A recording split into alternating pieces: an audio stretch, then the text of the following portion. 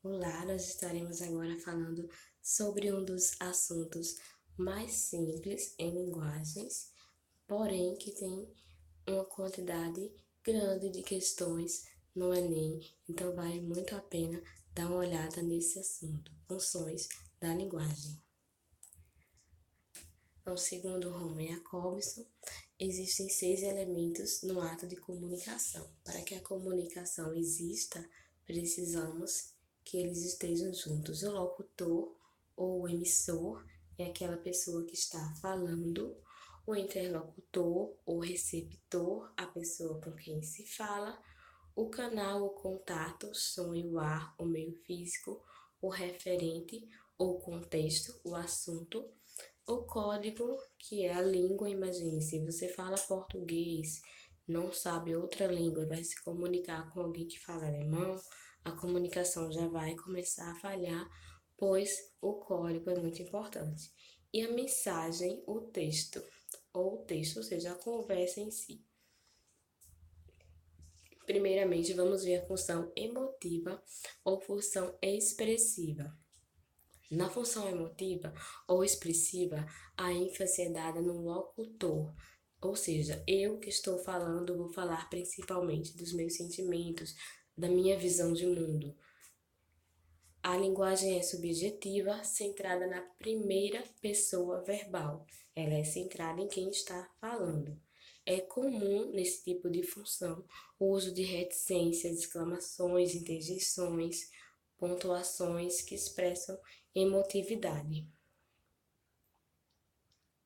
Um exemplo da função emotiva da linguagem no poema Se Eu Morresse Amanhã, de Álvares de Azevedo. Se eu morresse amanhã, viria ao menos fechar meus olhos, minha triste irmã, minha mãe de saudade morreria, se eu morresse amanhã. Quanta glória pressinto em meu futuro, que aurora de porvir e que manhã, eu perdera chorando essas coroas, se eu morresse amanhã. Mas essa dor da vida que devora, a ânsia de glória, o dolorido afã, a dor no peito emudecer ao menos, se eu morresse amanhã. Função referencial ou denotativa. O nome já diz, referencial, ela é focada no referente e no objetivo. É uma língua focada no fato, no que aconteceu, uma língua impessoal. A função referencial ocorre quando se põe ênfase no referente, ou seja, quando há informação objetiva a ser transmitida. Por isso falamos que o jornalista não deve dar sua opinião ao narrar um fato. Ele deve ser objetivo, não pessoal. Normalmente emprega-se a terceira pessoa verbal, pois se fala de algo ou de alguém. Você vai encontrar muito em textos informativos.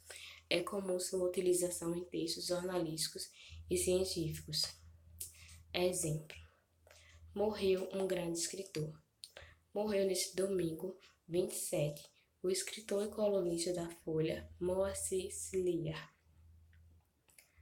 73. A morte ocorreu há 1 hora, segundo o Hospital das Clínicas de Porto Alegre, onde ele estava internado. Ciliar teve falência múltipla de órgãos. O escritor sofreu um AVC, acidente vascular cerebral isquêmico, no dia 17 de janeiro. Ele já estava internado para a retirada de pólipos, tumores benignos no intestino. Logo depois do AVC, o escritor foi submetido a uma cirurgia para extirpar o coágulo que se formou na cabeça. Depois da cirurgia, ele ficou inconsciente no centro de terapia intensiva. Então, o que nós percebemos dessa notícia é que ela não tem opinião, ela está narrando fatos, há uma pequena opinião no título, quando ele fala morreu um grande escritor, grande está dando uma opinião, mas a maior parte do texto ele está sendo objetivo e narrando os fatos. É importante notar que um texto não precisa ter apenas, não tem como ter apenas uma função da linguagem. Elas existem misturadas na dinâmica da comunicação. O que o Enem normalmente pede é qual é a função que predomina, a que está aparecendo de forma mais forte, mais destacada no texto. Agora vamos para a função conativa ou apelativa da linguagem. A função conativa ou apelativa ocorre quando o foco está no interlocutor ou receptor, a quem se deseja influenciar pela mensagem, e a interpelação enfática a alguém, ou seja, uma propaganda tentando convencer o consumidor a comprar aquele produto. Compre, use, seja, vista. Verbos no imperativo estão indicando isso, a função conativa ou apelativa. Geralmente, quando temos a função conativa, ave, pronome você, ocorre também o emprego de verbos no modo imperativo, como aparece nesse texto que vamos ver aqui. Você compraria uma dentadura? Compartilharia uma dentadura? Então, não compartilhe a sua senha. Tem aqui o pronome você, está se referindo a quem está vendo a propaganda, e também verbos no imperativo, compartilhe. Mais aqui alguns exemplos de propagandas, publicidades. Então, vamos ver a função fática ou função de contato. Na função fática, o objetivo do emissor é estabelecer a comunicação e manter o canal aberto. Isso é, manter a comunicação ativa. Sabe quando nós telefonamos e dizemos, alô, tudo bem? Oi, estamos testando a comunicação, não vamos direto ao assunto. Essa função pode ser verificada sempre que iniciamos um contato verbal ou quando precisamos verificar se esse contato se mantém ativo, vivo e estabelecido. Ou seja, se o canal está funcionando. Quando você fala, ei, tá entendendo? Você está vendo se o canal está ativo. Exemplos, o símbolo do MSN, quando precisava de uma urgência, telefone, alô, olá. Esse poeminha, olá, como vai? Eu vou indo, e você, tudo bem? Tudo bem, eu vou indo, correndo pegar meu lugar no futuro, e você? Nesse trecho do romance de Clarice Lispector, A Hora da Estrela, vemos que Macabeia acaba não entendendo bem a conversa do namorado, por isso há uma falha também no canal. Pois é o quê? Eu só disse pois é, mas pois é o quê? Melhor mudarmos de assunto porque você não me entende. Entende o quê? Santa Virgem Macabeia, vamos mudar de assunto e já. Que Macabeia é um pouco devagar para entender algumas coisas, né? Quando a gente fala, pois é, a gente está só iniciando aquela conversa, testando o canal de comunicação.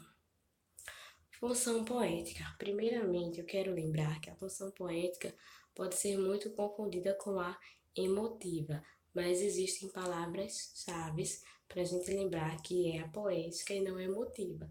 Na função poética, há um interesse maior na elaboração da mensagem, no trabalho criativo, na elaboração estética. Na função poética, o objetivo do emissor é o trabalho com a construção da mensagem. Não é só passar o que ele sente. Nela, o que se ressalta é o trabalho criativo realizado com a linguagem. A função poética pode ser explorada em verso e em prosa, mas também em anúncios publicitários e na linguagem cotidiana. Aqui vemos um exemplo, a construção artística. Função metalinguística. O que se destaca na função metalinguística é o código que é utilizado para explicar a si mesmo, ou seja, a palavra falando sobre a própria palavra. Ocorre metalinguagem quando a palavra é utilizada para falar sobre a própria palavra. Um poema fala sobre o poema ou sobre o escritor, ou ainda os elementos que integram o processo de escrita.